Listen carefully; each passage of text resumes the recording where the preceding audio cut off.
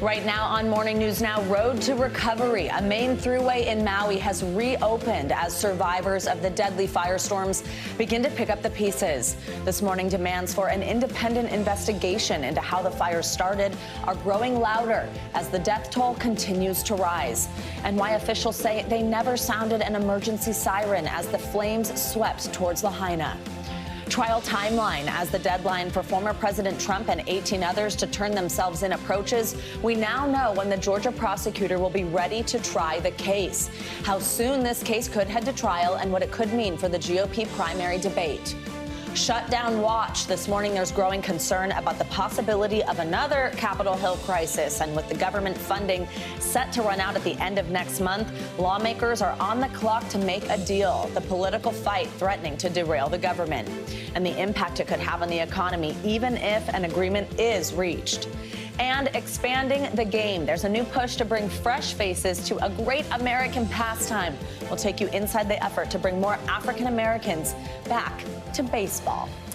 Good morning. Good to have you with us on this Thursday morning. I'm Joe Fryer. There you go. Almost Friday. I'm Savannah Sellers. Thanks for joining us. We begin this morning with those wildfires in Hawaii as search efforts and cleanup continues. Governor Josh Green says more than 1/3 of the burn areas have been searched so far by recovery teams looking for more victims. At least 111 people have now been confirmed dead as Maui officials continue identifying victims. Several Hawaii legislators are now calling on the state attorney general to appoint an independent investigator to carry out a comprehensive review of the wildfires and the response. Questions are also being raised about the warnings that were issued as the fires began intensifying and spreading. Maui's emergency management director is defending the decision to not sound sirens during the wildfires. In a wildland fire incident, the system has not been used either in Maui or in other jurisdictions around the state. In this case, our internal protocol is to use WEA, which is the Wireless Emergency Alert System, and the EAS, the Emergency Alert System. Do you regret not sounding the sirens? I do not. NBC News correspondent Steve Patterson joins us now on the ground in Hawaii. Steve, good morning. So let's begin there with that decision to not sound the warning sirens. Explain to us what goes into this decision to give warnings on the island, and what else is the emergency management director saying about this? Yeah, Joe, first of all, this is one of the most sophisticated siren systems in the entire world. 400 sirens spread out across this entire island chain, 80 on Maui alone. The reasoning from the emergency management here is that those sirens are typically used for things like tsunamis. So the argument is that in using the sirens, they would have effectively put people even more danger, because the notion would have been to go up into a mountainous region where emergency managers say the fire was actually burning. So they, don't regret that decision, according to the emergency managers. I've spoken to several people, though, here, especially victims, who say that any warning would have been better than no warning. But I want you to hear from the emergency manager a little bit more about the decision and about why going up into the mountains would have been a bad idea, according to him. Listen to this. Had we sounded the siren that night, we're afraid that people would have gone Mauka.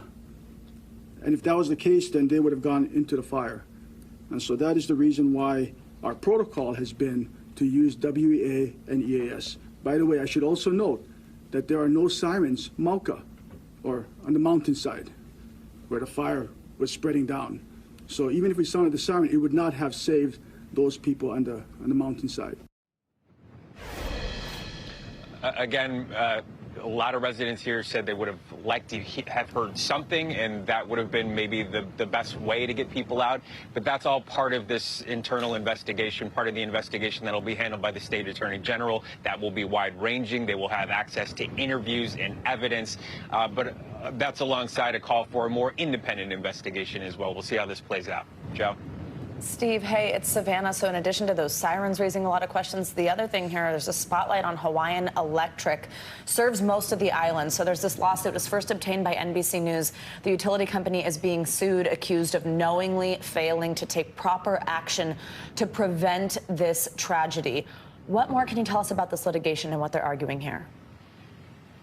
Yeah, the litigation is an accusation of not just negligence, but gross negligence. First of all, that seeing what the forecast was, which was 45-mile-an-hour sustained winds, 60-mile-an-hour wind gusts, that's from the National Weather Service, that the power should have been cut. Seeing a wind event like that when you have dry brush that serves as tinder because of an ongoing drought here in Hawaii. It wasn't a severe drought, but enough to cause substantial damage had there been a fire spreading, that the power should have just been cut full stop. But it goes a little bit deeper than that for a few reasons. One is that there has been the accusation of years of mismanagement about this power company, that there were certain implications, certain procedures that should have been put into place to help stabilize and harden the grid, and also that there should have been a shut-off program. A lot of power companies have, in case of an emergency, a way to instantaneously trigger a way to cut that power. Their argument would have been that a lot of Lahaina and a lot of the island towns here rely on power for sophisticated and very precious things like medical material, and that would have been very difficult. But the point being is that the accusation is there should have been something done to prevent it well ahead of the fire even being here, Savannah. Steve, we also know the president and the first lady are going to be in Maui on Monday to see the devastation firsthand. Very quickly, what all can we expect from that visit? Tour of the devastation, of course, meeting with first responders, meeting with leadership. We understand that a lot of people that are rendering aid would like to have the visit from the president as well, so it's to bolster spirits. There is sort of a conflict of whether or not people feel like the president being here will help complicate matters a little bit because it is such a huge footprint on such a small landmass area. But the point being is that a lot of people also feel like any sort of attention, especially from the federal government, is good attention.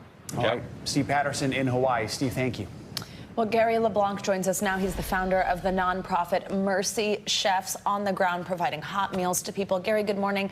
Thank you very much for joining us. So tell us about the work that your organization is doing on the ground there in Maui and just what you're seeing, the type of help that people need. All right, well, this is day 9 on the island for Mercy Chefs, and we've been serving hot meals for 8 days now. And we're right in the heart of it. We're in Kapalua at one of the churches serving shelters. And then I'm in Lahaina now at another church where we've been serving the community here.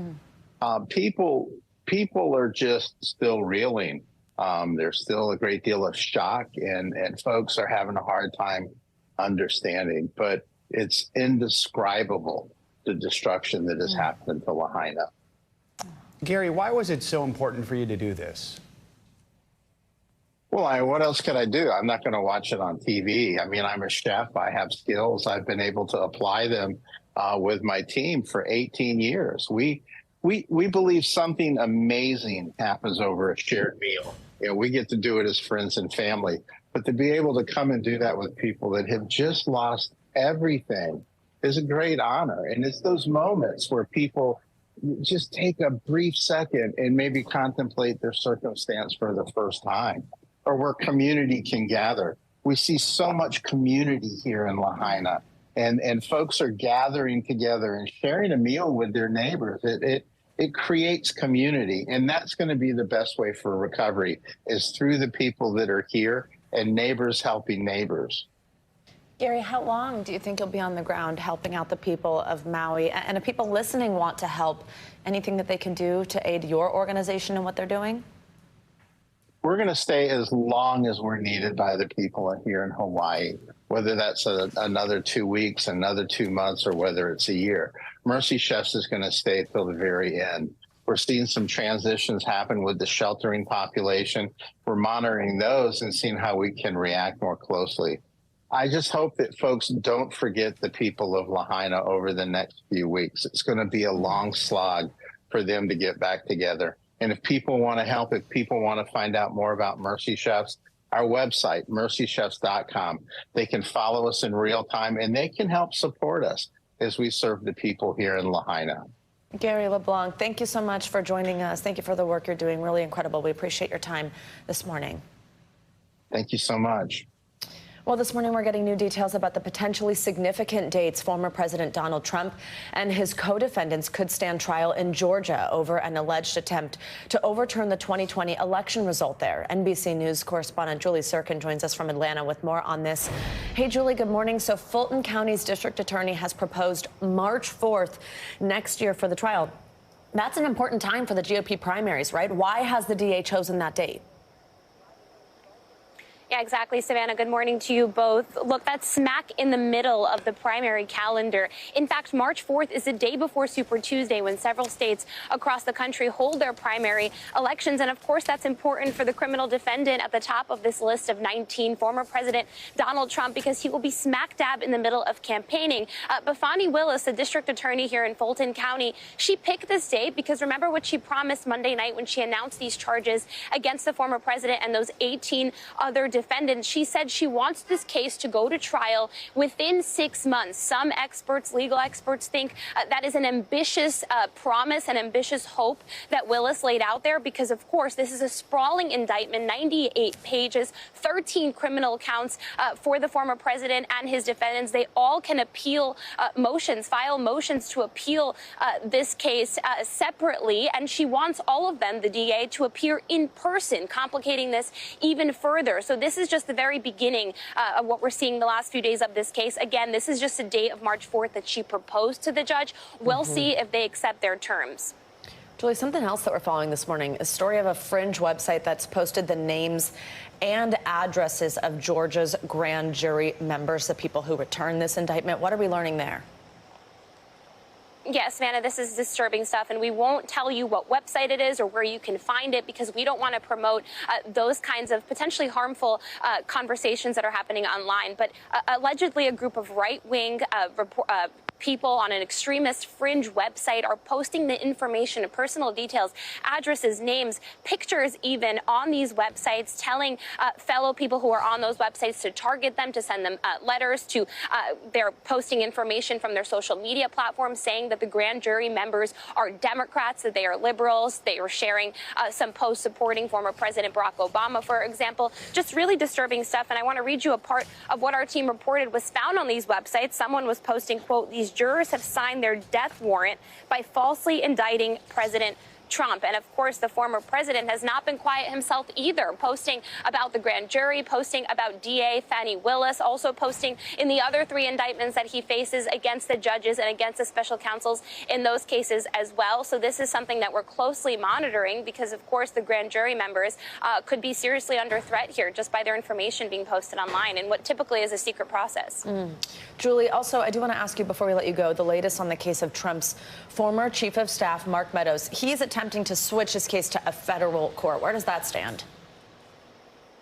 Yeah, exactly. And brand new here, a judge actually granting him an initial evidentiary hearing for the end of the month, August 28th, to consider his request. Mark Meadows is one of those 19 defendants. He was the chief of staff to the former president. He was in that role during the 2020 election. He was on that phone call, the now famous phone call, with Georgia Secretary of State Brad Raffensperger when former President Trump was asking him to produce those some 11,000 votes so he could overturn the election in Georgia. Well, Mark Meadows is saying because he was a federal employee at that time, his case should be tried in federal court where perhaps he could get a friendlier audience. We'll see if that happens, though. Again, remember, all of these defendants are linked. Fani Willis charged them together. So any one of these defendants asking for a motion like that could complicate it for the rest of them and set that kind of precedent.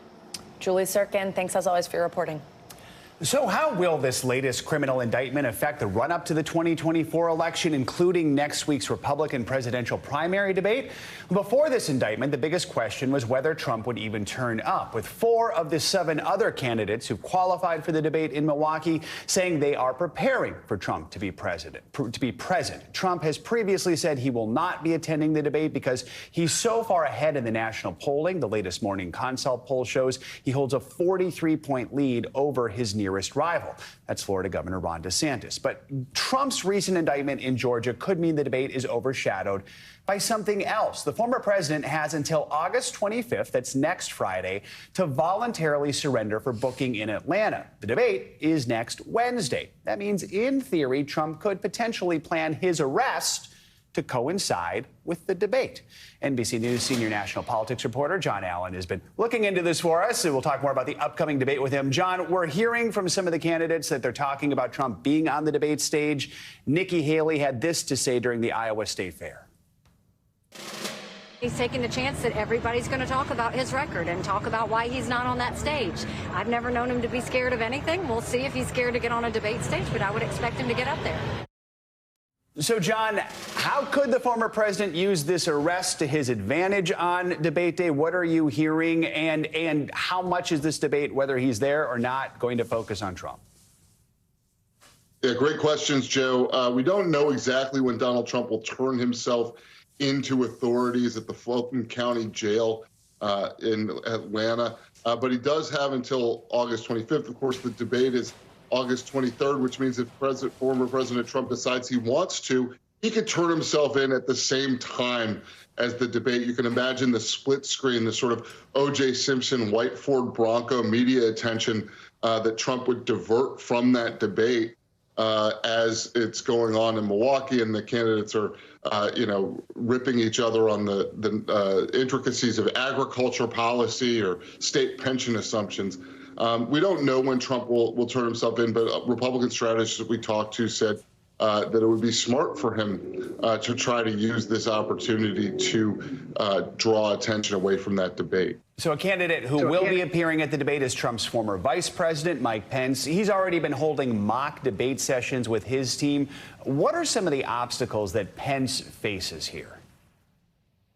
The biggest obstacle Pence faces is that at least a strong plurality and usually a majority of Republicans say right now that they prefer Donald Trump for the Republican nomination, and there is nobody who is more at odds with Trump on the last election than Mike Pence, who refused Trump's efforts to overturn the election results, basically, ensuring that Joe Biden would be the next president. So I think the big challenge for him is convincing Republicans that not only did he do the right thing, but that Trump did the wrong thing. And let's also talk about the leading challenger, that's Governor Ron DeSantis. He's likely going to be a major target among all the candidates, including Trump, who often criticizes him on social media. What do we know about DeSantis's debate strategy, and what is his track record when it comes to debates?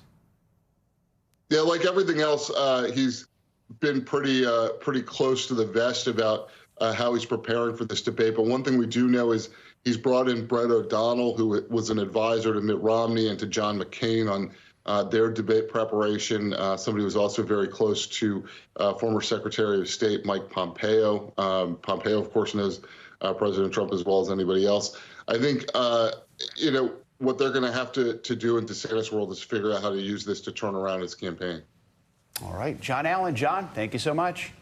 A federal appeals court has decided to uphold some restrictions on accessing the abortion pill mifepristone. The drug will, however, remain on the market for now. Back in April, a Texas judge tried to put a hold on the availability of the drug, including the option to have the pill mailed to a person's home. Well, the case eventually reached the Supreme Court, with the higher court putting a hold on the ruling and letting it continue to play out in the lower courts. Well, fast forward to yesterday, when that Fifth Circuit Court ruled that the FDA had failed to take certain safety concerns into account when it made the pill easier to get back in 2016. As of now, the pill will remain on shelves, though the Justice Department said it plans to appeal that decision, meaning the case will very likely head back to the Supreme Court eventually.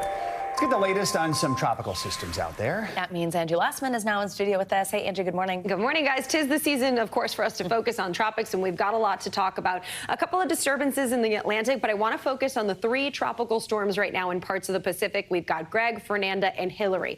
Greg and Fernanda are going to continue to track south of the Hawaiian Islands. We're not going to see direct impacts there. Really, the only thing we'll see are some breezy trade winds as those continue to kind of weaken, become remnant lows, and move to the west. That's the only impact we're seeing as far as those two are concerned. However, Tropical Storm Hillary, newly formed in the past 24 hours, has winds of 70 miles per hour and is expected to become a major hurricane here in the short term and bring impacts to not the east coast of the United States, where we normally see the first impacts from a tropical system during hurricane season, but instead the west coast. We are looking at a major hurricane here probably in the next 24 hours, 36 hours, maybe 48 hours. But even still, it means tropical moisture moisture working into parts of the Southwest, potentially flooding concerns for folks as we get into Sunday and into Monday. This will be something that we'll watch for parts of Southern California, Arizona. Really, the desert Southwest could see some of that moisture, too. A couple of good things to note. It's going to become a major hurricane because it's over warm water now, but look what happens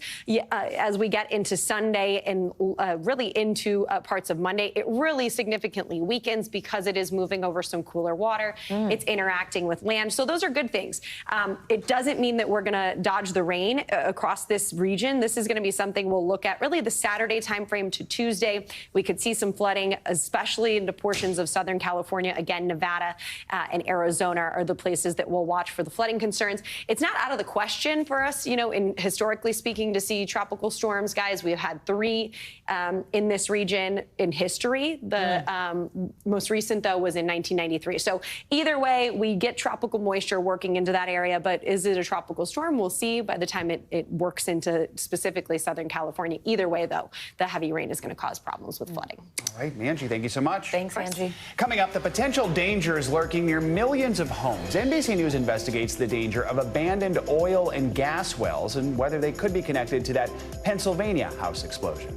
But first, a political fight threatens to send the country into another government shutdown. What's behind the posturing and the impact it could have, even if a deal is reached? Stay with us.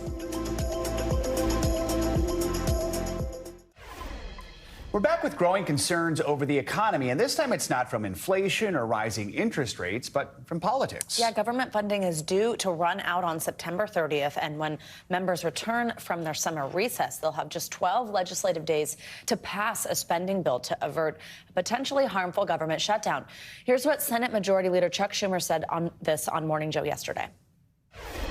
Speaker McCarthy and I met a few weeks back, and we agreed we should do what's called a CR. In other words, a congressional resolution where you just extend the existing funding for a few months so we could work this out. And I thought that was a good sign. And so we are working together to avoid that shutdown in the Senate, Democrats and Republicans. But the House, McCarthy is going to have the dilemma of dealing with these hard-right people who are just totally destructive and angry. Investopedia's editor-in-chief, Caleb Silver, joins us now to discuss, one of our favorite friends, for a conversation like this. Great to see you, Caleb. So a government shutdown is potentially upon us. Walk us through just exactly what that ultimately the impact of that could be. Yeah, stop me if you've heard this one before, because we go through this all the time. But a government shutdown in this case means we do not fund the non-essential workers of the government. Now, who gets funded? Air traffic control, right? Members of law enforcement, but other non-essential employees, as deemed by the government, don't go to work, which means that it could be the delay in getting Social Security checks, in Medicare, in VA services, right? These are government services that millions of people rely on. They would be furloughed, and some folks would be furloughed in their jobs. They'll get paid later once this passes, but it's a big, shutdown in the economy that ripples from the government out to the rest of the industry. So recently we had the ratings agency Fitch downgrade the U.S.'s credit rating over what it called a steady deterioration in standards of governance. What's the impact of this, and any chance it'll change soon, go up or go down? No, this is exactly what Fitch was talking about, the fact that political leaders can't come to terms either over the debt ceiling or, in this case, over government spending. That's destructive. So Fitch already downgraded U.S. debt. You could see other rating agencies, that's S&P and Moody's, also downgrade U.S. government debt. That's a problem because that drives bond yields up, and bond yields are the basis for all of our borrowing, credit cards, car loans, home loans. So that's the big risk here. It's something to hear you say that's exactly what they were talking about, and then to watch this play out again after that had already happened. While we have you, I do want to switch gears quickly, talk about the fact that President Biden was touting his work on the Inflation Reduction Act. First, I want to play a little bit of sound, and we'll talk on the other side. I'm not here to declare victory on the economy.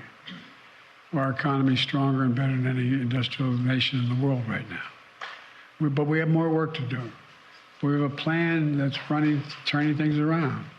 The Inflation Reduction Act is a part of that plan.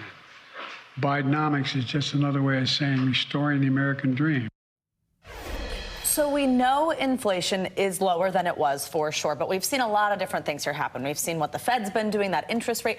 How much of this can sort of lay at President Biden's feet as a success there with the particular Inflation Reduction Act? Well, even the president says maybe we shouldn't have called it the Inflation Reduction Act when they named it, because it is a climate bill under any other name. So they called it that because that was the political hot point at the moment. But what it has done is created some clean energy jobs, about 170,000. The administration's pledged 1.5 million over the next decade. It's had an impact on GDP because there's much more money going into EVs, clean energy production, but we can't measure that quite yet. So it has helped. It has helped with job growth. It has helped with GDP, but it really hasn't been the trigger to bring down inflation. That's been the Fed, as you mentioned. All right. Caleb, thank you so much. Appreciate it. Thank you. Always good to see you. Well, it's a hidden danger that could be right inside your community. Millions of people live near abandoned oil and gas wells, putting themselves at risk for water contamination, air pollution, even home explosions. NBC News senior investigative correspondent Cynthia McFadden has more.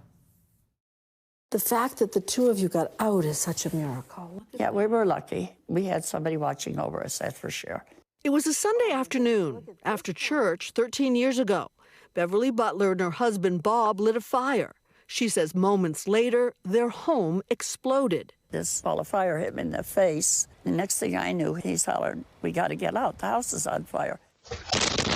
Like the house that blew up over the weekend in Plum, Pennsylvania, the Butler's home 3 hours north in Bradford is surrounded by old, abandoned, and unplugged oil and gas wells. The Butler's fire was so intense, investigators said they could provide no conclusive explanation for the gas explosion. And the cause of the explosion in Plum is still under investigation. Though Pennsylvania officials told NBC News abandoned wells are being looked at as one possible cause. Dangerous remnants of 100 years of searching for oil and gas, often dug by companies now long out of business, leaving open holes which can cause toxins and dangerous greenhouse gases to leak into water supplies and, in some extreme cases, cause explosions. Nearly 5 million people across the country live within a half-mile of one. So that's the well? Yep, yeah. Well, I mean, it just looks like a pipe. Like this well, leaking methane. Sam Shaheen is studying the secondary effects of methane released by leaking wells here in the Allegheny National Forest. The upstream looks pristine. And then suddenly it turns orange. Yep. That's because methane leads to the release of arsenic. The arsenic concentration I measured in here was almost twice the EPA limit for drinking water. How long has this well been here? Oh, 150 years. Ed Atwood's well water was contaminated by long-abandoned oil wells on his property. His only option, connect to the town's water system. He says it cost him $20,000. Did you have to sell stuff to do it? Yeah, oh yeah. We had a utility pickup. We sold that. Mother cashed in her IRA. We tracked the fracking company that caused the contamination to a post office box, but they did not respond to repeated requests for comment. Wasted 40 years trying to get a well plugged. Pennsylvania's problem is particularly acute because of the oil boom here in the 1800s. We've taken an aggressive posture. The state's new governor, Josh Shapiro, has made plugging the wells a priority. Often homeowners have been bearing the brunt of this. And that's terribly unfortunate. And I think that's the problem that we've seen over generations in this country, where corporations were given a free pass, particularly when it came to corporate polluters. But it's slow going. We've already capped 70. We'll have 100 done by Labor Day. Though there are at least 350,000 wells in Pennsylvania, some think more than twice that number to cap, at a cost estimated to be over $17 billion. Yes, it'll be costly, but it's also something that can help us combat climate change. As for Beverly Butler, she wants answers. The kids kept telling me, Mom, there's something else He's got in store for you, something else you have to do. And I kind of figure maybe this is it, what he wants me to do. You see this through. To make sure that this does not happen to anybody else. Cynthia McFadden, NBC News, Bradford, Pennsylvania. Now to international headlines and a new victory in Ukraine's counteroffensive. NBC News foreign correspondent Josh Letterman joins us now. Hey, Josh, good morning. Good morning, Savannah. Ukraine says that it has recaptured the village of Urozhain in the eastern Donetsk region. Now, this is the first village Ukraine says it's been able to liberate since the end of July, as that counteroffensive continues to make very slow progress. It comes as Russia is stepping up its campaign to block Ukrainian exports by attacking port infrastructure, this time along the Danube River. Now let's go to Canada, where a spreading wildfire is threatening one of the largest cities in the Canadian far north. Some 20,000 residents of Yellowknife in the Northwest Territories have until noon tomorrow to evacuate. Officials say as of last night, the fire was less than 10 miles, 11 miles or so from the city. And finally to Turkey, where Ötzi, the Iceman, is getting a makeover some 5,000 years after his death. The mummy was discovered decades ago, frozen into the ice. But now scientists have re-examined his DNA to figure out what he looked like when he was alive. They've now determined he had darker skin than they initially thought and was also balder. But hey, we all change as we get older, right? Exactly. We all get balder with time. All right. Thanks, Josh. Appreciate it. Coming up, the number of young people being diagnosed with cancer, it's on the rise. Yeah, we're digging into the new research and what's behind the troubling trend up next.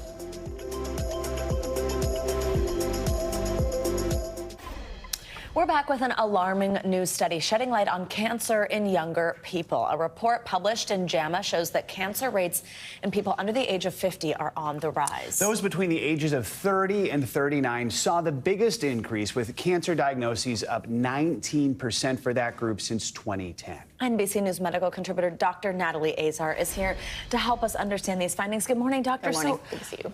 Any idea why this is happening, and are there particular types of cancer? Yes, and yes. The unfortunate thing about trying to tell people why this is happening is we would love to just say it's this thing, it's this compound, it's this chemical. But of course, it's not one thing. It's really multifactorial, and experts are pointing really to overweight and obesity, which has been, significantly on the rise in the last number of decades, as well as environmental factors, exposure to carcinogenic things, but then things like your behavior, right? So a lot more alcohol-related, increase in alcohol use anyway, as well as smoking and sleep and lifestyle things. In terms of which cancers, the highest number of new cancers is breast, but the cancers that have the highest rate of increase have been like bile duct, colon, and appendix cancers. So kind of like really runs the gamut. Thyroid cancers are up in the last couple of decades as well. One thing that's really striking is that a staggering increase in cancer among women. Yes. You mentioned breast cancer might be a reason for this. What more can you tell us about that? Yeah, you know what? I mean, one thing about medicine that we really learned the hard way in the last couple of decades is that medicine is not created equal between men and women, obviously. Men actually saw a decrease in cancers. Now, maybe some of that is diagnosis. Maybe more women are more attuned to their bodies and screening has improved. But nonetheless, I think you can invoke some hormonal issues here, right? Because breast and uterine cancers have definitely been on the rise, Joe.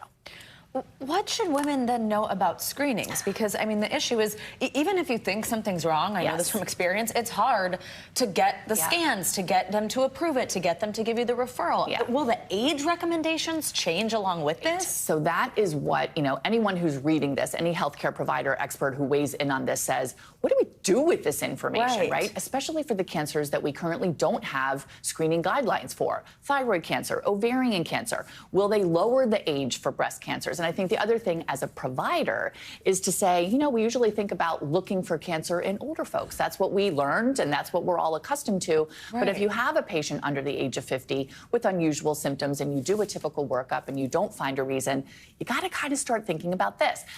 Keeping it into perspective, though, the majority of cancers still occur in older people. But this trend, this rise, sort of like epidemiologically, where are we a generation from now if the rise continues like this? So what are the steps we can take, the things we can control, especially younger people, to at least try and reduce our risk? Well, I mean, certainly the behavior things matter. And, we say them and we just get into this list of things, but it's really true. Maintaining a healthy weight is so important. Don't start smoking if you don't smoke. Limit the amount of vaping. Limit the amount of alcohol that you can consume. Alcohol is related to so many different cancers. And I think it's just a conversation, too, with your doc about potential risk factors and asking for screening tests if you're concerned. Absolutely. Great information. Dr. Azar, always good to have you. Thank you. Another dire situation is unfolding in the U.S., and this one is happening in our classrooms. Thousands of kids are returning to school this week despite the ongoing teacher shortage that's impacting major public school systems. The fallout has left administrators scrambling for quick fixes, even if it means lowering some of their standards. Let's bring in Randy Weingarten for more on this. She is the president of the American Federation of Teachers. Randy, good morning. Good to have you with us. Good morning. First of all, just from your perspective, why are we seeing this teacher shortage? Why is it getting worse right now? So, we've had a teacher shortage on and off for decades.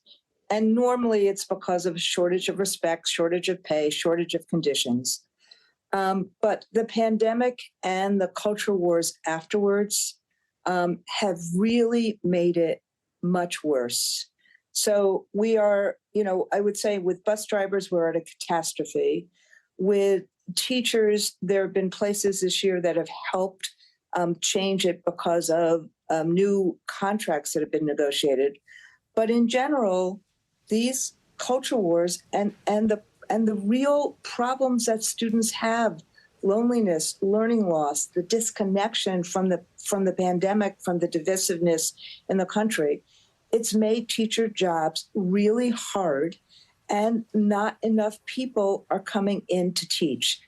So you have a confluence of a lot of factors, but I would actually blame squarely governors like Abbott and DeSantis and Huckabee, who just are dealing with the politics and how they want to, play themselves as cultural warriors, as opposed to really helping kids with all the issues we need to help kids with right now. Let's talk more about the culture war. You mentioned the governors of Florida and Texas. These are states where we've seen restrictions on teaching LGBTQ issues, on teaching African-American history. I mean, are you actually hearing that this is putting some pressure on teachers, causing them to not teach? And on the flip side, we are seeing shortages in states that are far more liberal that don't have these policies in place. Right.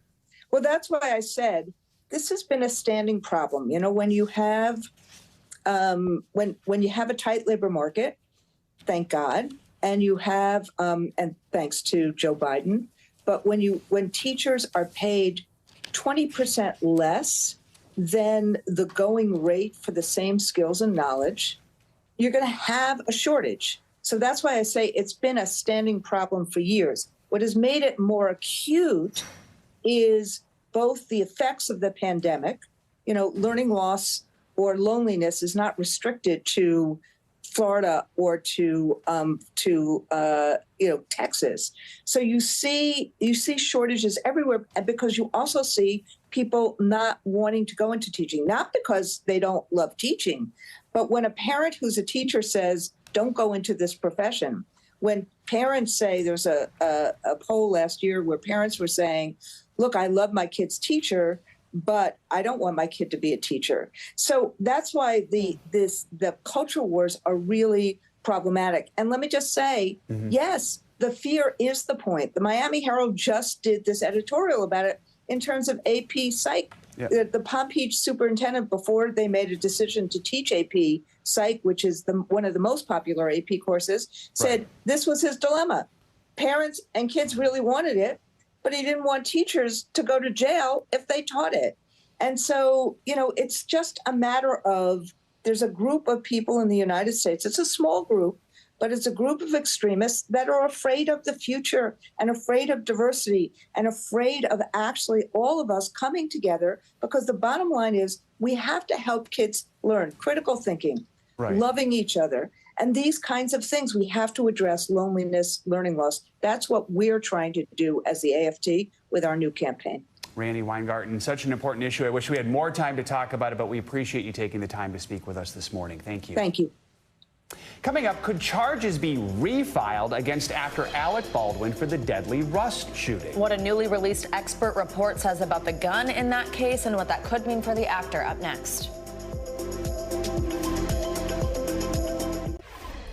We're back with surprising new developments in the fatal shooting of the cinematographer on the Rust movie set. A new report by experts alleges that Alec Baldwin did pull the trigger, and now there's a possibility that prosecutors in New Mexico will refile charges against the actor. Baldwin has repeatedly denied pulling the trigger. For more on the case, we are joined by NBC News legal analyst Danny Savalas. Of course, Danny, good morning. So I say experts. This was compiled by the case's special prosecutor, a group of experts that they had hired to do this. I want to read part of it, and then we'll talk about it. It says, although Alec Baldwin repeatedly denies pulling the trigger, given the tests, findings, and observations reported here, the trigger had to be pulled or depressed sufficiently to release the fully cocked or retracted hammer of the evidence revolver. Okay, that's a lot of words there, but walk us through how that particular finding changes this case, or does it?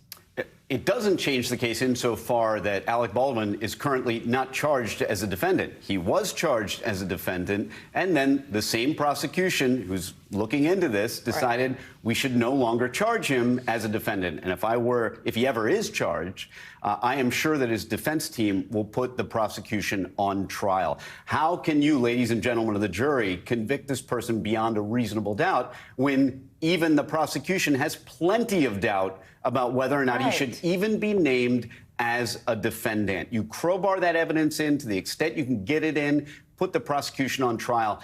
This case is dead against Alec Baldwin. It was dead months ago. It was dead after the prosecution investigated for over a year, charged him with 2 crimes, and then withdrew one because one of them was unconstitutional, apparently. And then they eventually decided to not charge him at all. And now the idea that they're even considering recharging him is ridiculous. This case is over against Alec Baldwin, and the prosecution I can point to, and I'm paraphrasing, statements they made early in the case that were akin to, we're going to show this highfalutin, fancy pants L.A. guy that you can't come into our town and push us around. They obviously didn't say that verbatim, but there are statements that they made that could lead people to believe that this is really about putting a high-profile trophy on your wall and not about justice. So we saw the involuntary manslaughter charge dropped in April. If prosecutors did want to refile charges, is that easy? Is that hard? What's that process look like? As long as the case is still within the statute of limitations, and of course, as long as a jury hasn't been impaneled and witnesses sworn,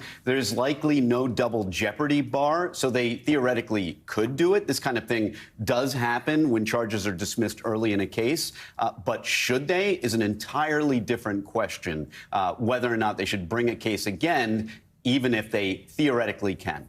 How did they even do this? I mean, wasn't the understanding that the weapon was damaged during the FBI investigation? How were they able to say that this is what this gun did at the time, knowing that that had happened in the investigation just quickly? I mean, and does that help Alec's case that it's kind of so convoluted? Here's the dirty truth about expert witnesses. You can find an expert witness to conclude virtually anything you want. And cases often turn into battle of the experts. In other words, you'll have a science where you have 2 people on opposite sides of science reaching different conclusions. And when that happens, a battle of the experts is a coin flip. If it's a coin flip, the coin flip goes to the defendant because the burden is beyond a reasonable doubt.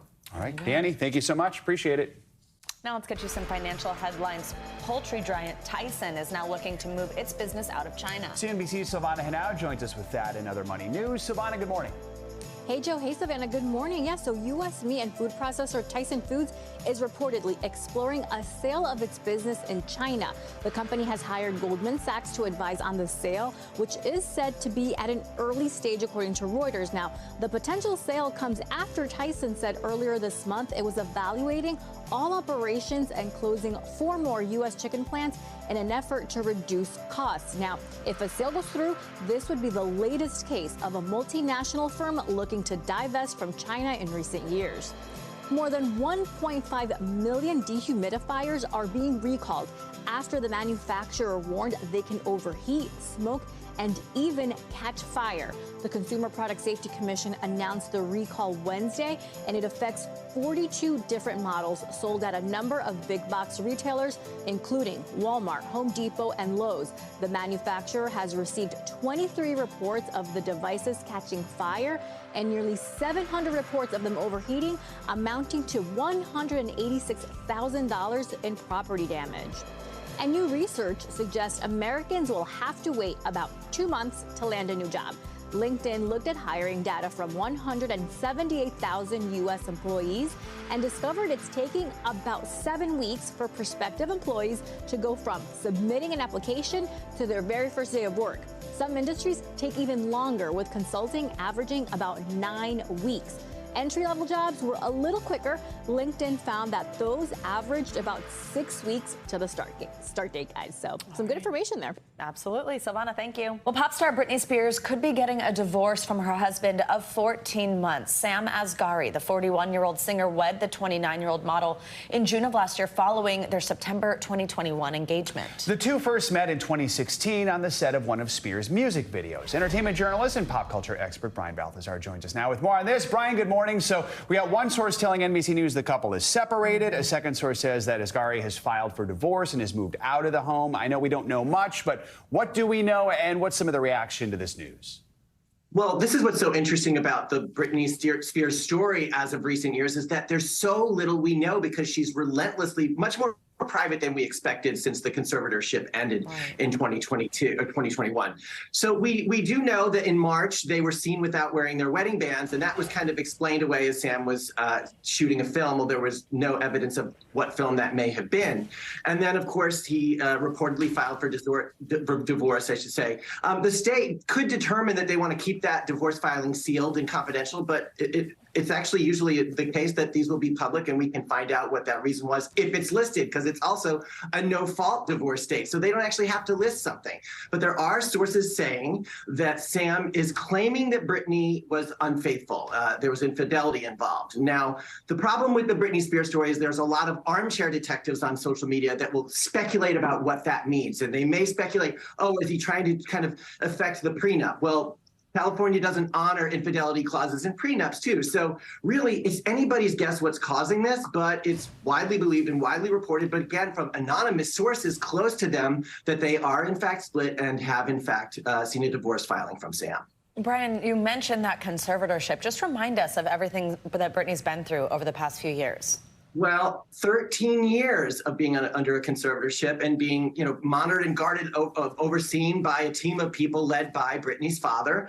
And it was during a public hearing that Britney spoke out. And then later that year in 2021, that conservatorship ended. And that was a big deal. And largely, the social media community, the Britney fans, kind of took credit for that. Of course, the court system took some time, but now we're trying to figure out how she's doing, and we have little evidence to go on because she really doesn't say much other than her social media posts, and that doesn't give us much intel either. Brian Balthazar, thank you so much. Good to see you. Coming up, baseball players wanted. Up next, we're going to take you inside the search for MLB's future stars and the push to bring African-American players back to the great American pastime.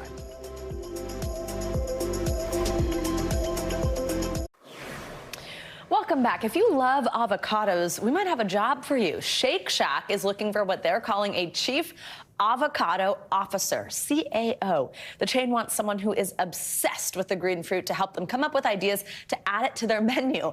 Applicants who want to smash their interview should write a love letter to an avocado using any creative medium. It's not quite a C-suite salary, we should warn you, even though chief is in the title, but you do win exclusive merchandise, Shake Shack for a year, that's pretty cool, and a $3,000 avocado stipend. That's after they tell you if you've guac the job, Joe. You'd think they would want like a chief shake officer. Yeah, right? I know. And I'm like, do you really need help thinking of how to add avocado? I don't know, but whatever. It's cool. We love these quirky jobs. Good luck to whoever gets it. All right, thanks, Savannah. Yeah. We're going to end this hour with a renewed effort to include more African Americans in professional baseball. Major League Scouts are now hosting events around the country to make sure they're finding the talent and growing it. NBC News correspondent Sam Brock has that story. For a sport that puts as much reverence into numbers as baseball, these elite up-and-coming players care most deeply about two. The 44 on their backs for the legendary Hammerin' Hank Aaron and 42 Jackie Robinson. Playing on the same fields that Jackie Robinson played on, it means a lot to me. It makes me want to play the game even harder. These athletes are part of the Hank Aaron Invitational, one of many MLB events aimed at reaching new talent from diverse communities. Because gone are the days of Griffey, Gwynn, and Henderson, when about 1 in 5 players were African American. That number's now dropped to 6.2%, the lowest it's been since the early 90s, though baseball does boast incredible international diversity. For Sam Richardson from Mississippi, it was baseball from the beginning. My dad put the bat in my hand, and I just fell in love with it. But for some, other sports are more accessible or less costly. Baseball takes a lot of money. The players don't have to foot the bill to attend these camps, all part of efforts to expand the game. What would success look like to you? Consistency. We're not there yet, but we're getting there. I can see it. I can taste it. Tony Regans, the league's chief development officer, says the efforts are starting to bear fruit. 4 of the top 5 picks in the 2022 draft were African-American players. All of them participated in MLB-hosted camps. For baseball's future stars, it's a start. We're putting in the work every day, and we're looking to be those kids that the younger kids look up to. It's kind of the end-all, be-all. They're also a living testament to where baseball is going. Jackie's integration into Major League Baseball changed the world. Didn't change the game, it changed the world. And these kids get to experience that firsthand. Sam Brock, NBC News, Vero Beach, Florida. I'm so glad Sam did that story because I didn't realize the numbers had gone from 20% to 6% in such a short period of time, and it's great to see their efforts in place to try and change that. Very, very cool. We love a baseball story. That's going to do it for this hour of Morning News Now. But the news continues right now. Stay with us.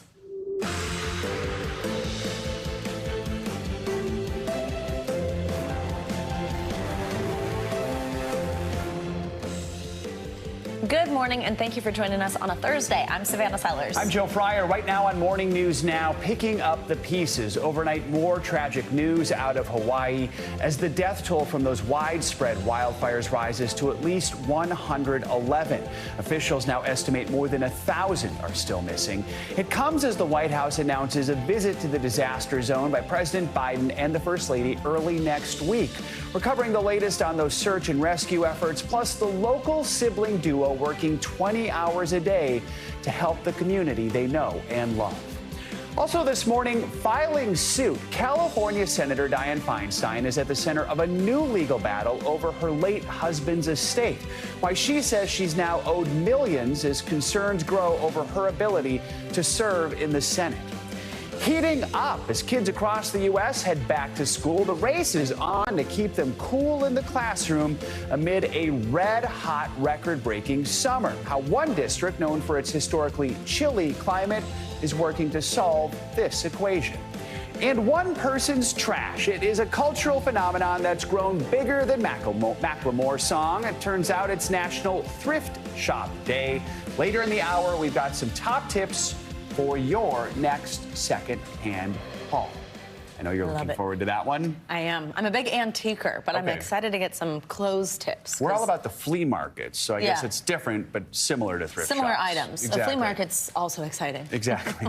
I'm sure that has its own day, too. Yeah. We begin this hour with the continuing cleanup and the recovery efforts in Hawaii following last week's wildfires. Search crews have now looked through more than 1/3 of the burn areas, and at least 111 people are confirmed to have died. There are now calls from Hawaii state lawmakers for an independent investigation into what caused the wildfires.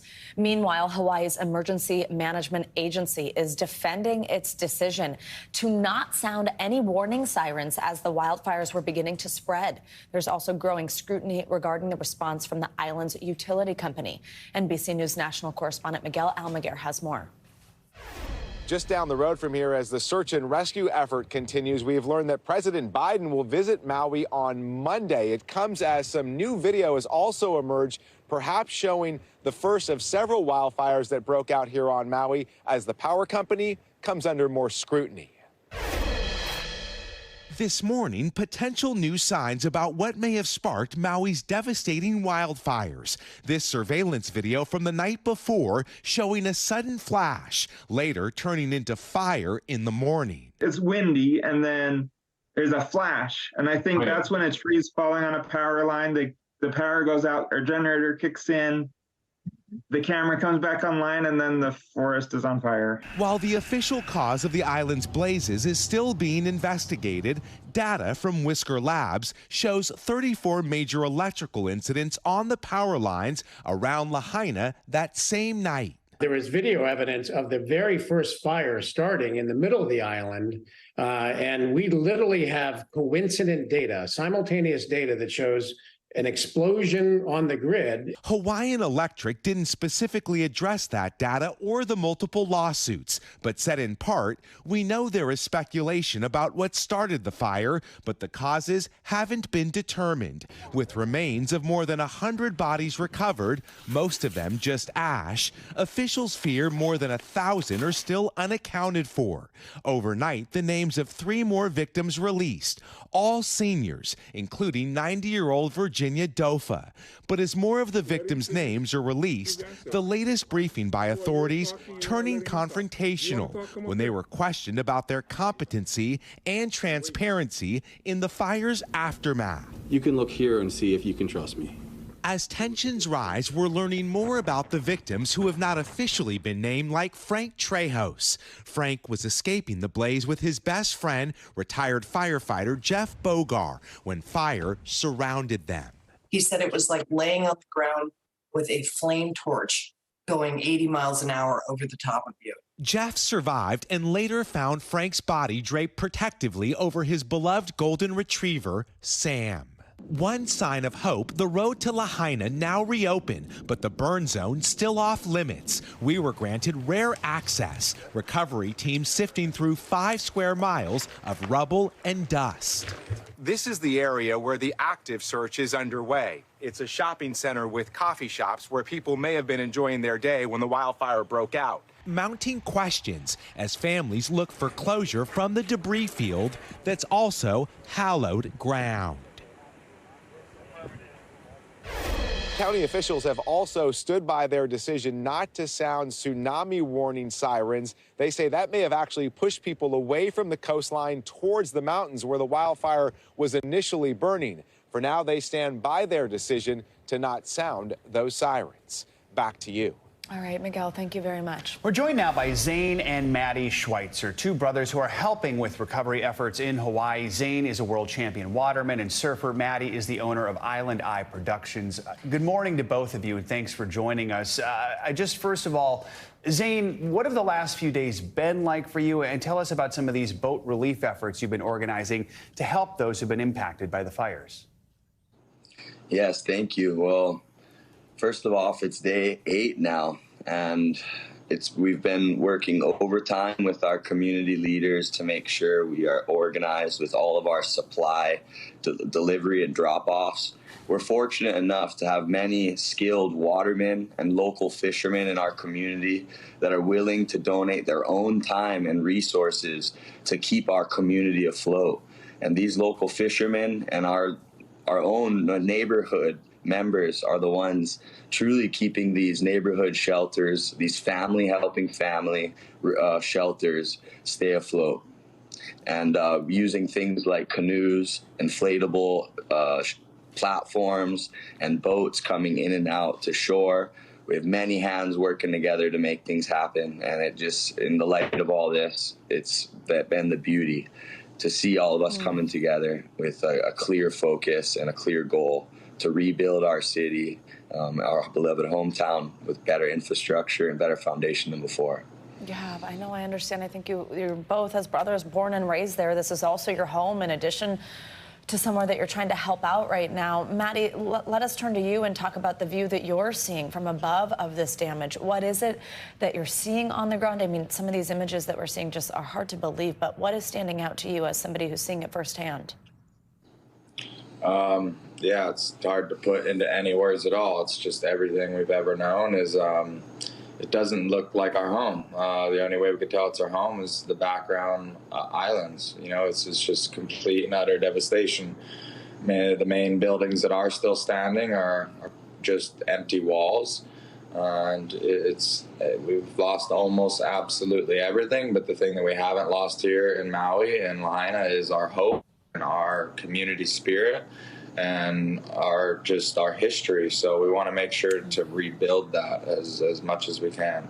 Hope and history, those are things we've heard so much of from the last 8 days. Zane, I know you and your family are safe, but your wife's parents, I understand, lost everything in the fires. How's everyone doing? Yeah, regardless of our homes being lost, we do feel like the fortunate ones. This upper west side of the island is where most displaced people were pushed, and including my parent-in-laws and our cousins. Every available home that's still standing has family members piled into it. And it's been a tough transition for those who have lost their homes, their family members, their friends. And one of the toughest things to realize is the reality that, more kids have lost their friends than our adults. And, it's coming to the time where we're starting to get our communication under wraps. All cell towers were down. We were locked in with communication, and we've had early donations of VHF to get us better communicated. And now we feel like we have a place, we have a workforce staying in their lane. And, now we have some time to really look ahead for what we can do for the mental health of our children, and as well the strong men and women that have been working overtime. It's an important point. The mental health is going to be another thing you'll be dealing with on top of the cleanup. Zane and Maddie, thank you both for joining us and for everything you're doing, and please keep us updated on everything. Yeah, we're thinking of you. Thank you. Let's switch gears here and head to Georgia now, where Fulton County's district attorney has proposed March 4th as a start date for the trial facing former President Donald Trump and 18 others over charges related to election interference. That would be one day before the Super Tuesday, as it's called, Republican primary, and comes amid an already busy legal schedule for the former president. NBC News correspondent Julie Sirkin joins us this hour now from Atlanta. Hey, Julie, good morning. So walk us through the reasoning behind this selection of date by the DA, and also tell us, though, in what scenarios could this date change? So I know at this point this is just this proposal. What do we think we might see happen? Yeah, exactly. Good morning, guys. Look, just within the last 20 minutes or so, the former president has already been on Truth Social saying that all of his trials and his 4 criminal indictments, not just the one here in Georgia, should not begin until after the 2024 election is over. That already contradicts pretty much all of the DAs and the special counsel, of course, who are leading these indictments. But it certainly contradicts the plans of DA Fani Willis, the DA in Fulton County here, who wants to start this trial within the next 6 months, she said. She really wants to get this wrapped up quickly. And of course, she's come under fire by not only the former president, but the other 18 co-defendants charged, because she had 2.5 years to build her case to present this investigation. But now she does want to get this started sooner than later. And again, March 4th is the proposed date. There still needs to be an agreement, not only by the judge that she proposes date to, but by all the 19 defendants here. And any of them can really delay this. We know the deadline for Trump and these 18 co-defendants to surrender to authorities in Georgia is next Friday. Julie, there's a lot of talk about Trump timing his booking to coincide with the first Republican debate next Wednesday, where there's been questions whether he would show up anyway, and then effectively overshadow that contest. How likely is that, and what are campaign aides saying about it? What are we hearing about the reality of that? Well, having covered the former president, having seen him in action for nearly a decade, I wouldn't put past any of them to do just that, to counter-program effectively, to show up and get booked here at the Fulton County Jail behind me on the day of the debate. His allies, though, NBC News is told, are still weighing that probability. They're still deciding, would it be better for him to show up that day, the day after, on Thursday, to take any of the spotlight away from the candidates who had just performed on the debate stage the night before. I will tell you, though, that regardless, he has to be booked by next Friday. He's already planning counter-programming for Monday in his Bedminster, one of his Bedminster properties, planning to share a 100-page report, he says, that would allegedly refute some of the claims here. We'll see if he even does that. Julie Sirkin, thank you so much.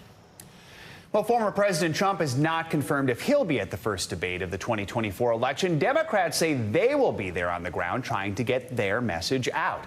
NBC News White House correspondent Monica Alba joins us now with more on this. Monica, good morning. So top Democratic officials exclusively shared their plans with you. What's their strategy? How are they going to try and pull headlines away from the GOP debate next Wednesday?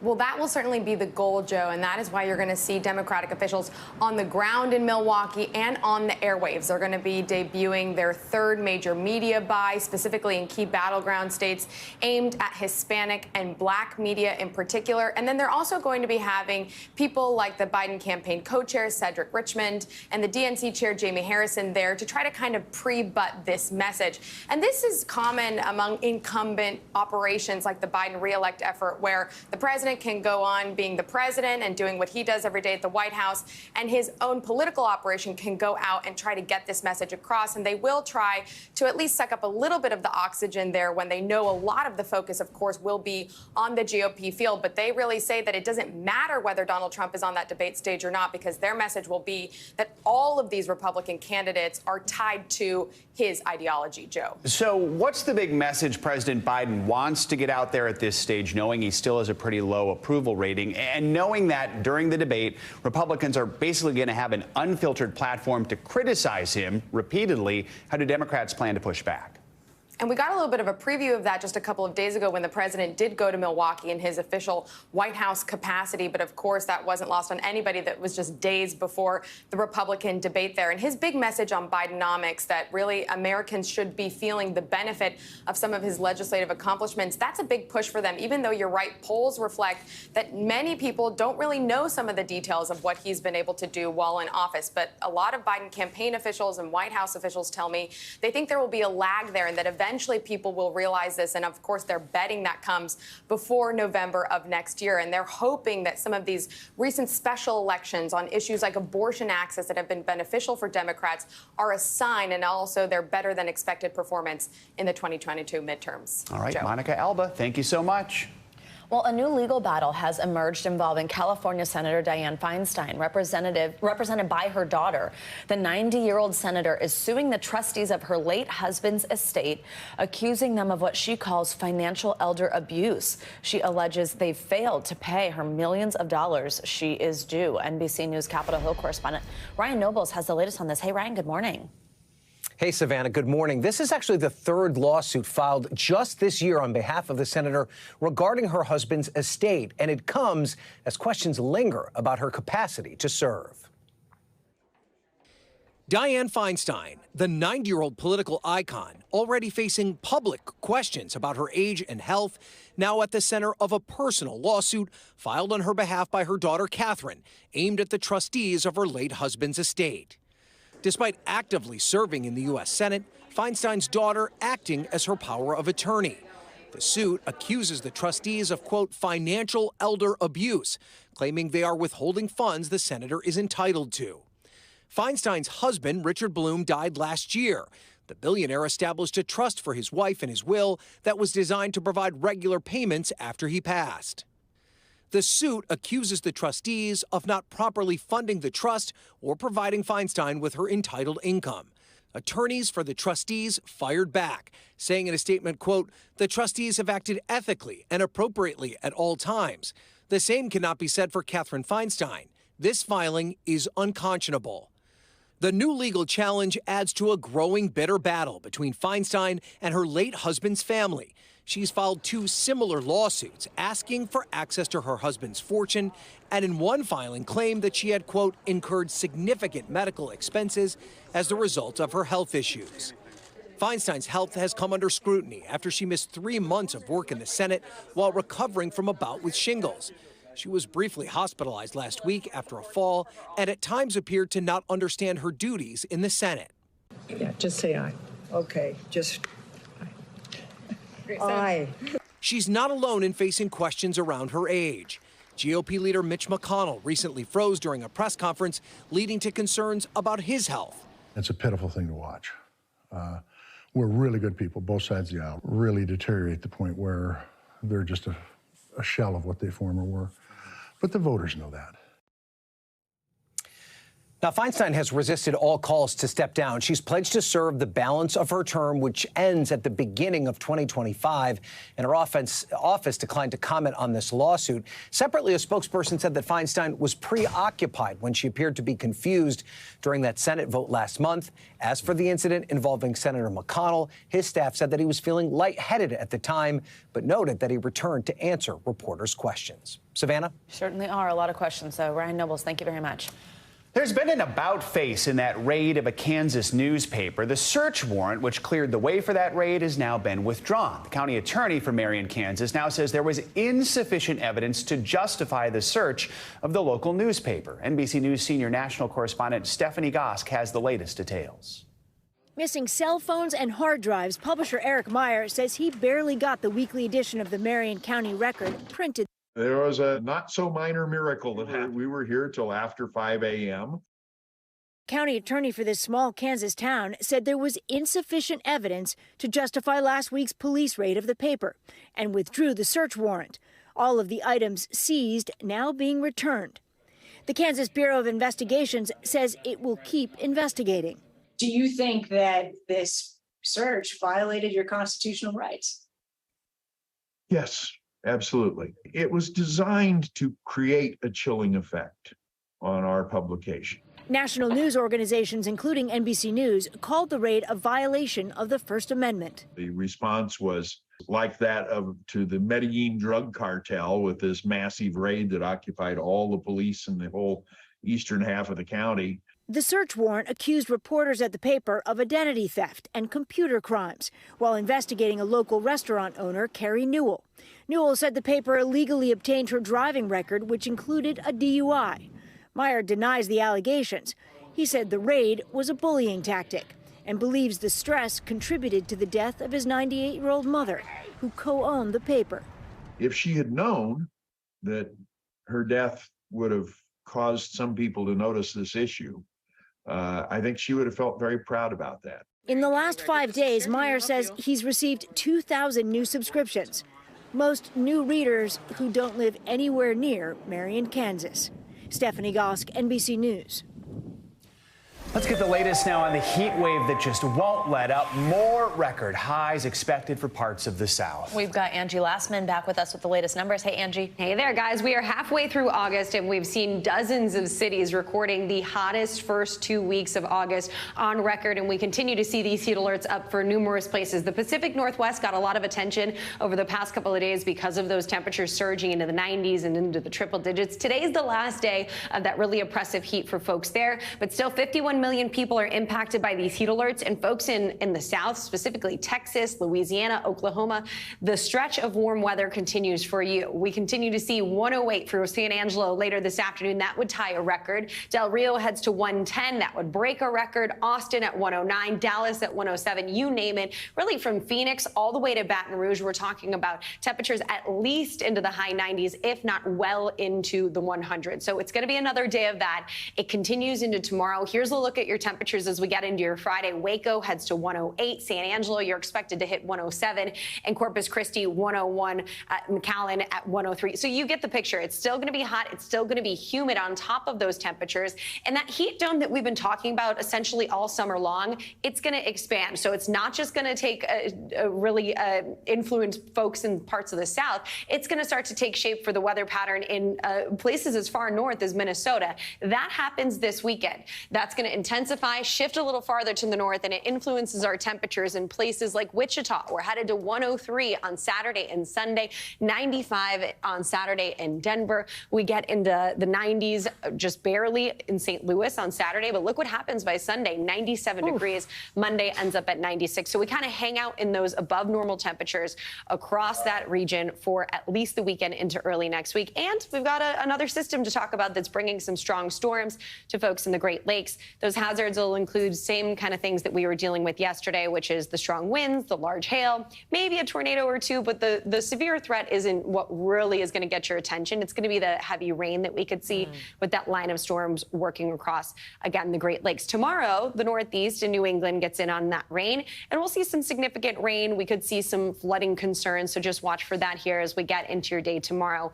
And down through parts of Florida, we'll see some potentially flood concerns with some slow-moving storms. So we've got the heat, we've got the Atlantic finally waking up with hurricanes. We've got it all going on, guys. As we always do these days. We do. Yeah, Thanks, Angie. good. Appreciate Thank you. Coming up on Morning News Now, keeping cool in the classroom. Later in the hour, we'll bring you the race in some school districts to get the air conditioning pumping for students amid a record-breaking summer. But first, there's growing outrage here in New York over that migrant crisis and the city's controversial response, which now has Governor Kathy Hochul coming after Mayor Eric Adams. We'll explain after this. Welcome back. Far from the southern border, many American cities are struggling to handle the high number of migrants. New York's mayor says that the city is at a breaking point, but he's now facing new criticism from a fellow Democrat, the state's governor. NBC News national correspondent Gabe Gutierrez is outside a hotel in Midtown Manhattan that has been turned into a migrant housing facility. Gabe, good morning. Hi, Joe and Savannah. Good morning. This is the iconic Roosevelt Hotel. Hundreds of migrants are now being housed here. New York City is hitting a new milestone. More than 100,000 asylum seekers have arrived here since last year. And this all comes as the governor is deploying more National Guard members across the state. As New York City opens more shelters to house a record-breaking migrant influx. Close the border. This morning, there's growing outrage over the city's response. Do you get free Wi-Fi at home? I don't. Do you get free cell phone at home? I don't. Mayor Eric Adams also facing sharp criticism from a fellow Democrat, Governor Kathy Hochul, whose lawyer sent a scathing letter saying the city faces a serious crisis, but has failed to accept the state's offers of assistance and should do more to act in a proactive manner. If her observation is that here's some things that you can do differently, we're all in. But by law, New York City is required to provide temporary housing to anyone who asks for it. And it's hit a new milestone, 100,000 migrants arriving here since last year. More than 58,000 are now in shelters. Officials estimate the cost to city taxpayers will skyrocket to $12 billion by 2025. In Manhattan, the historic Roosevelt Hotel now housing asylum seekers. How long have you been here? ¿Cuánto tiempo ha estado aquí? Carla from Ecuador tells us she's lived here for 2 months with her 4-year-old daughter and just wants an opportunity to work.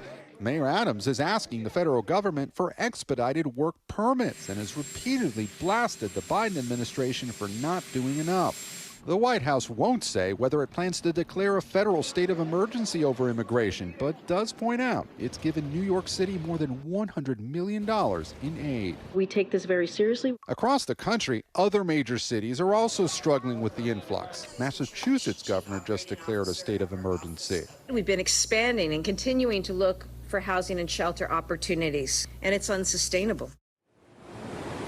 Federal authorities are also investigating the death of a 3-year-old migrant girl who was traveling from Texas to Chicago. Meanwhile, here in New York State, Erie County, which includes Buffalo, has asked New York City to stop sending migrants there. Joe and Savannah. All right, Gabe Gutierrez, thank you very much. Now for international headlines, a deadly landslide in the Himalayas has claimed at least 70 lives. NBC News foreign correspondent Josh Letterman joins us now. Hey, Josh, good morning.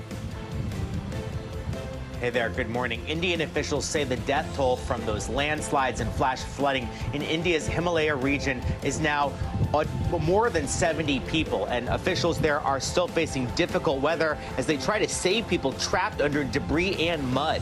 The weekend's rains washed away buildings and submerged roads, and thousands have had to be rescued. Now over to North Korea, which may be planning to disrupt a major summit that President Biden is hosting at Camp David in the coming days with leaders of South Korea and Japan. A South Korean lawmaker says the North may launch an intercontinental ballistic missile or a spy satellite to protest closer military cooperation among the U.S. and its Asian allies. And finally to Paris, where 2 drunk American tourists were found sleeping inside the Eiffel Tower. Police say they entered with tickets late Sunday night and then apparently jumped security barriers and climbed into an off-limits area between the 2nd and 3rd levels. They apparently were too inebriated to find their way out, so security guards found them the next morning, and they now may face criminal charges. So don't do that. Yeah. Just don't. Good advice, Josh. Thank you so much. Making us look bad, American tourists. All right, coming up, some stunning new developments this morning in that blindside adoption case. The family of that former NFL star now saying they have evidence that could discredit his high-profile allegations. We've got the latest up next. Plus, keeping beachgoers safe from shark attacks this summer, how some shoreline communities are now preparing for the worst in the water. That's next.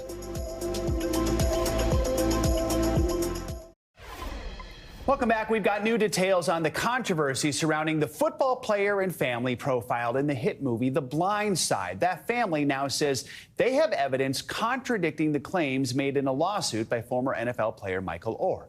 NBC News contributing correspondent Kaylee Hartung joins us now with the latest twist in this story. Kaylee, good morning. Hey, Joe, good morning. It is a Hollywood ending gone bad. Despite the feel-good movie and images of the Tuohys cheering Oher on during his football career, we're now hearing the relationship between them has been fractured for nearly a decade, as the Tuohys are quite literally taking pages out of the book Michael Oher wrote that they say discredit his accusations. I hear Mrs. Tuohy, I look over my shoulder for my mother-in-law. Call me Leanne or Mama or almost anything else. The family whose story inspired the hit movie The Blind Side is fighting back against what they call the outlandish claims Michael Oher has made against them. These people are truly devastated. I mean, this was their son. After the former NFL player filed a lawsuit claiming he only learned 6 months ago that the Tuohys hadn't adopted him in 2004 and instead established a conservatorship that he now wants to terminate. The Tuohy family attorneys are using Oher's own words against him, pointing to his book, I Beat the Odds, where in 2011 he wrote, Sean and Leanne would be named as my legal conservators. Honestly, I didn't care what it was called. I was just happy that no one could argue that we weren't legally what we already knew was real. We were a family. The Tuohys now say they're willing to terminate the conservatorship and maintain its purpose was to assist Oher in the college admissions process. We're talking about a family trying to help someone in need. The Tuohys did not control any of Mr. Oher's finances. The Tuohys say at the center of all of this is money, alleging Oher previously threatened them with a shakedown for $15 million. Then he filed suit. Oher claiming the Tuohys made millions off his life story in the movie deal for The Blind Side, while he earned nothing. But the Tuohys dispute that too. A source close to the film tells NBC News the Tuohys received approximately $700,000 total, which was intended to be evenly split among the family. Michael got every dime he had coming. While in Oxford, Mississippi, home to Ole Miss, where Oher played college football, as fans lined up around the block to meet him earlier this week, he did not address the controversy. Oher's attorney now saying, we believe that justice will be served in the courtroom. So the Tuohys are now trying to put this conservatorship in context as people ask, why is a 37-year-old man still under one? Well, back in 2004, just as it was portrayed in The Blind Side, Michael Oher was a top recruit in college football, and the NCAA investigated why he was living with them because the family had a long history of donating money to Ole Miss. So the Tuohys say the legal advice they got at that time was to put him under conservatorship so he'd be eligible to play. There was no expiration date on the arrangement by the court, and the Tuohys maintain they have stayed out of Oher's business decisions all the while, saying Oher chose his own agent when he went pro and signed his own contracts. Joe. All right. Kaylee Hartung. Kaylee, thank you so much. Well, this summer, our country's coastlines have faced a series of scares involving sharks, and that has led some officials to ramp up protections and find some creative ways to try to keep beachgoers safe. NBC News correspondent Emily Aketa joins us from Rockaway Beach in New York with the latest. Hey, Emily, good morning. Hey there, Savannah. Well, in these final weeks of summer, one thing that beachgoers will be seeing a whole lot more of, drones. Authorities will be utilizing the high-tech equipment to surveil the shorelines behind me in search of sharks to prevent what we saw happen just off of the jetty here last week, an attack on a 65-year-old woman that landed her in the hospital. During an active summer of shark encounters and attacks. In terms of bleeding, look for the source. On Long Island, more training for lifeguards responding to shark bites. If pressure stops the bleeding, great, but you can't let go until help arrives. The demo comes on the heels of a horrific shark attack off the coast of New York City earlier this month when a 65-year-old woman was bitten at Rockaway Beach. Lifeguards rushing to her aid. Very big laceration of her legs. The serious incident prompting city officials to ramp up patrols, now scanning the water daily with high-tech drones in search of swarming sharks like this. If we spot a shark, then we'll make a decision to close the beach. Along our country's coastlines, a series of scares reported this summer, from Florida to New York, which saw 5 suspected shark bites over the 4th of July holiday. Rescue's been notified. It's a terror Heidi Ernst knows all too well. It felt like I was hit by a truck.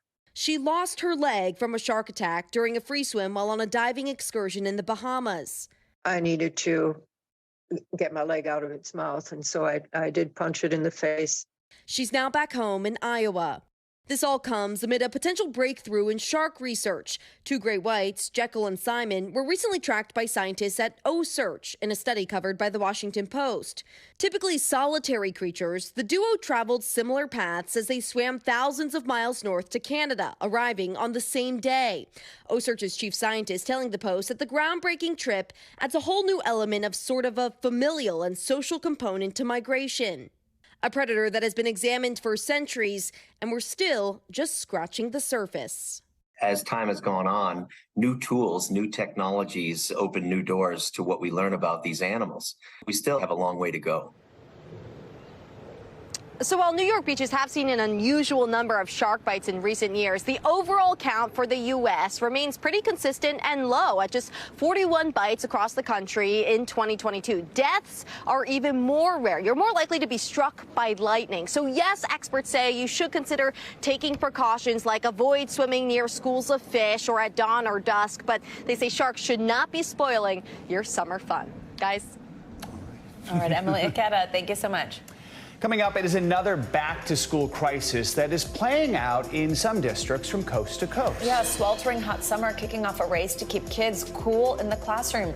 But for some older buildings and historically cooler climates, the equation is much tougher to solve. That story and more next on Morning News Now.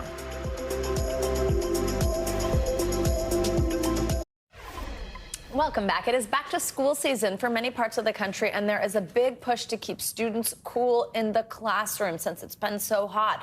Well, some districts are scrambling to install air conditioning systems in their schools after the summer of record-breaking heat. And there's been some progress, but some teachers are now actually taking legal action. NBC News correspondent Maggie Vespa joins us from St. Paul, Minnesota, with more on this. Hey, Maggie, good morning. Hey, Savannah, good morning. Yeah, as you said, we're in St. Paul, a place historically more worried about snow days than heat waves. But administrators say in the last few years that has changed drastically. A problem here, just like in districts across the country, a lot of these buildings have long gone without AC, meaning, translation, a lot of these buildings are old. This elementary school is more than 100 years old, and antiquated designs and construction techniques make it tough, aka expensive, to update them with air conditioning, forcing educators to get creative to keep kids safe. This morning, as kids coast to coast start heading back to class, a puzzling new equation. We are looking at unprecedented heat into August. Another day of triple digits. Temperatures anywhere from 95 degrees to 107 degrees. Is leaving many schools stumped. How difficult is it to air condition a building this old? It's a real challenge. The problem even plaguing places like St. Paul, Minnesota. Famously frigid, now grappling with the extreme heat waves made more common amid our climate crisis. The conversation has changed locally and nationally. Is it safe to say the district is working as fast as it can to air condition these schools? Absolutely. That race playing out nationwide. According to one study, more than 40% of American districts report needing to update their HVAC systems. One roadblock experts note, the average school building is 50 years old. Some far older. St. Paul's Randolph Heights Elementary was built in 1916 with thick masonry walls and no concept of HVAC systems of the future. It's expensive to get systems that perform to modern expectations. Similar struggles have districts across the country desperate. In Salem, Oregon, photos show classrooms without AC now shrouded by heat-reducing window film.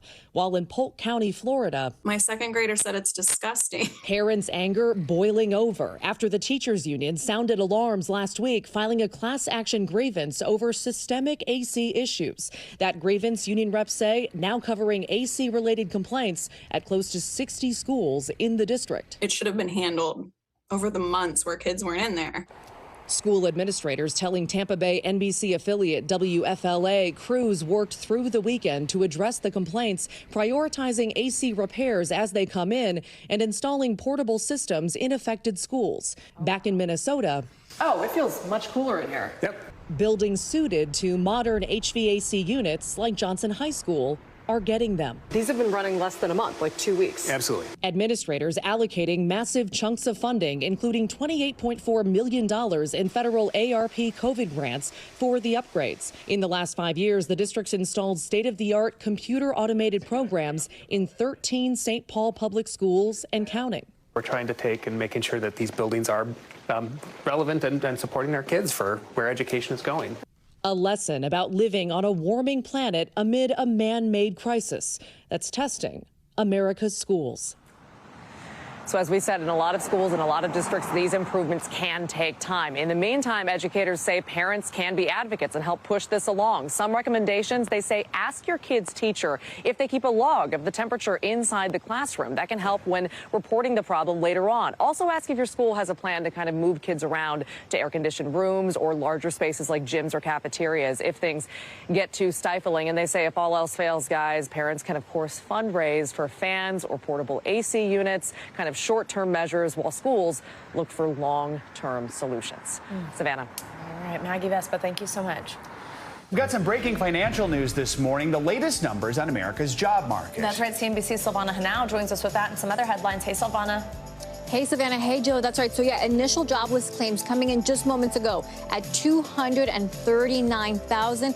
That's down about 11,000 from last week. Now, filings last week were revised to 250,000, showing signs that the strong labor market may be cooling. And this after yesterday, the Fed released their minutes from the July meeting, which indicated that some of those bankers are concerned about a resurgence in inflation. So we'll see what this kind of points to for the next meeting. All right, let's move on to some other headlines. Paramount Global is reportedly abandoning plans to sell its majority stake in BET Media Group after concluding a sale wouldn't generate enough money to meaningfully deleverage its balance sheet.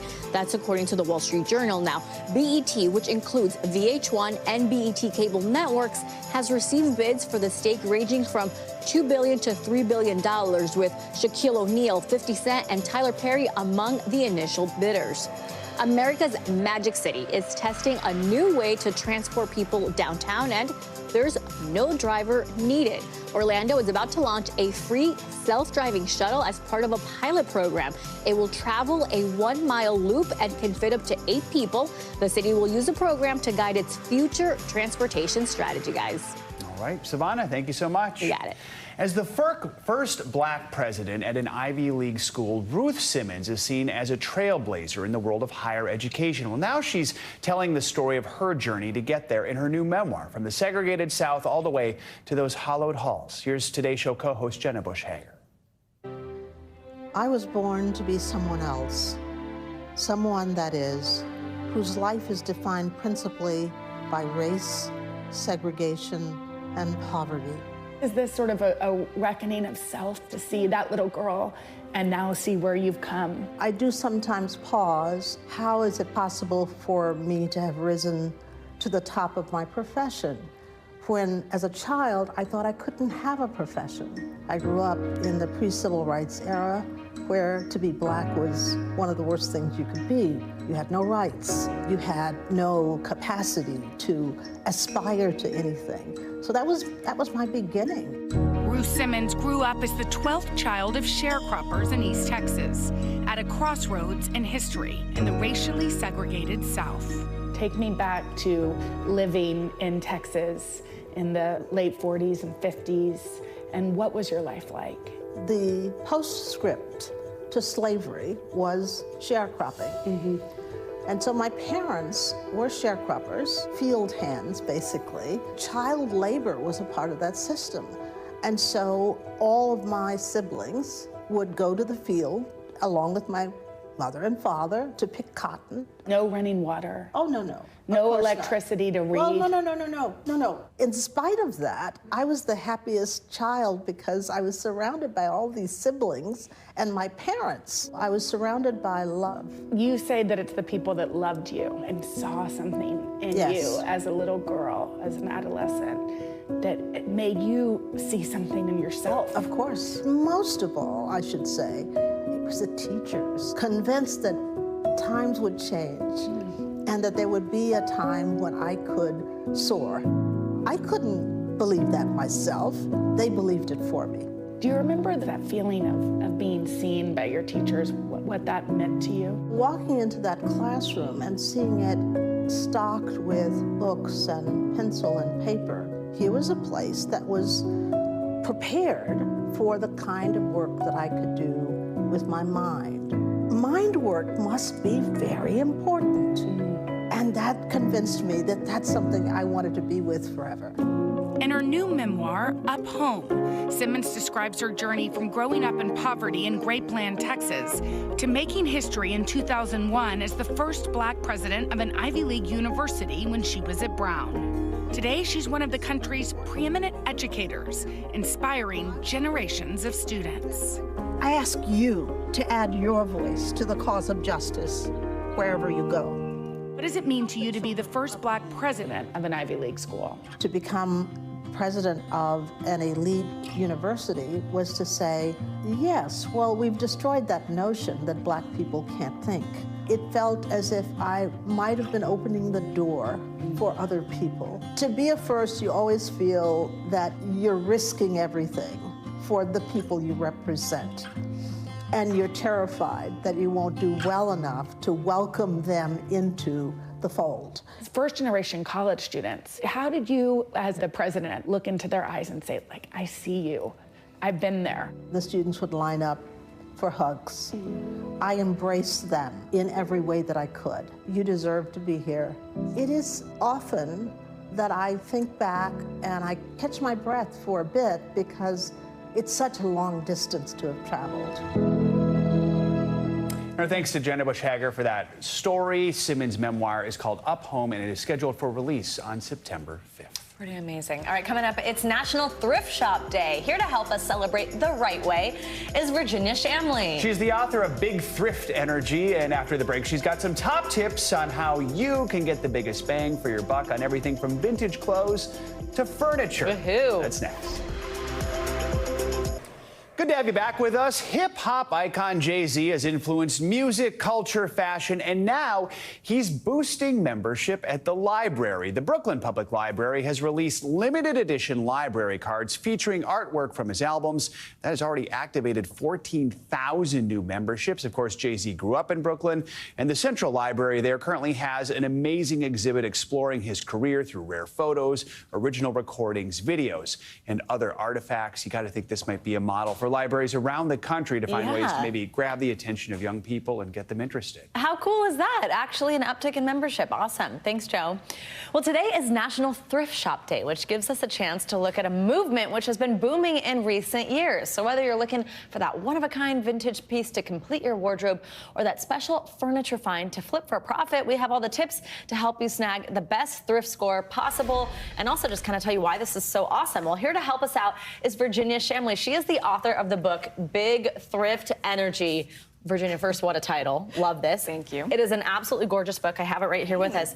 First, let's just talk about how you got so into this. And I guess I should, full disclosure, admit, I'm a major antiquer. Love that. I love antique glass. I love the search, the hunt, like being in somewhere, especially if you're like collecting something and you're kind of, it just is one of the only things that really kind of takes your mind off everything when you're like fully in a hunt. Tell me what it is that you love about this and how you got into it. Well, I think the thrill of the hunt absolutely is a big part of it, right? That's kind of innate in us as humans, right? There's something about hunting for your own food, so to speak. And I guess I just love the patina of old things, the uniqueness. You know, you can really find things that add so much interest to your home. And I love finding art and furniture and clothes. And it's something I started doing when I was very, very young. And I've just gotten better and better at it as I've gotten older. And it's often true, right, at least in my experience, that you're actually finding things for quite a bit cheaper. Like I just got, than you would new.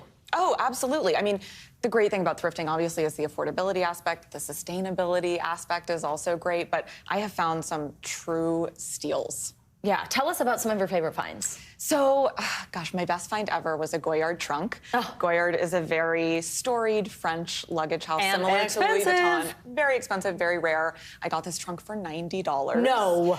Yeah, by comparison, they go for like $9,000. Some of them go for upwards of $100,000. Oh my gosh, I'm so jealous. I want that trunk. $90 compared to $9,000. That's amazing. I know, that was a good one. Give us some of your best tips, because I think it can be overwhelming, at least for me, and especially when it comes to the clothes aspect. As you can see these pictures all around us and on your screen right now, sometimes there's so much. It's like, so much. Do I like this? Do I just like it compared to what's next to it? Right. How do you make sure you're finding something also, because the idea here, as you mentioned, is sustainability, that you're not just going to want to get rid of? Exactly. I think it's important to be curated when you're shopping for vintage and really narrow your focus. I always tell people to look for materials. You know, if you're looking for clothing, look for silk, satin, leather, things that will stand the test of time and that were probably better made because they're made out of better materials. Similarly with furniture, look for really nice woods, lucite, brass, chrome, anything that, you know, is nicer than a factory-made piece, because it is true what they say. They don't make them like they used to. So sometimes the older stuff is not only more affordable, but it will last longer, because sometimes those new pieces, you have to replace them in a year or two. Absolutely. Let's talk about furniture, because I think that's one that some of those pieces can be more expensive still, even when they are vintage or used. But what is it that somebody should keep their eye out for when they're looking for furniture in one of these stores? Well, I think looking at joints, you know, a dovetail joint in a drawer means that a piece was made by hand or made a little bit more nicely than in a factory, for instance. Again, look for materials. I always like to check for dings, and especially with furniture, if something is sort of inoperable, if it's missing a leg or an arm, then sometimes I think when something's really inexpensive, you think, I'll fix it, and you probably won't. You will end up with a garage full of broken items.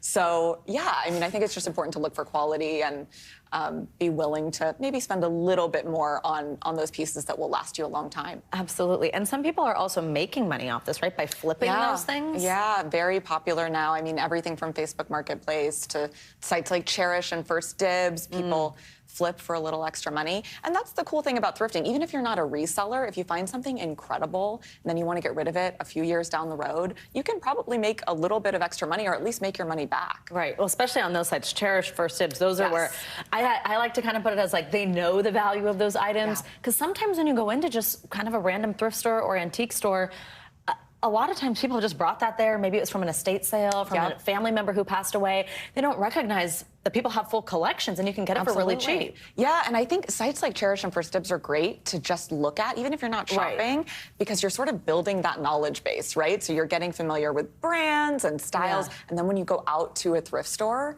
you'll maybe recognize some of those pieces and know, like, hey, this is a valuable piece. This is really nice. Amazing. All right, Virginia Shamley, I want to step inside your home that is all over the pages of this You're more than book. welcome. Big Thrift Energy. Thanks. I am coming over. You'll be sorry you invited me. Thank you so much, Virginia. Thanks. And we're all going to hit the thrift stores now today. That does it for this hour of Morning News Now. But the news continues right now.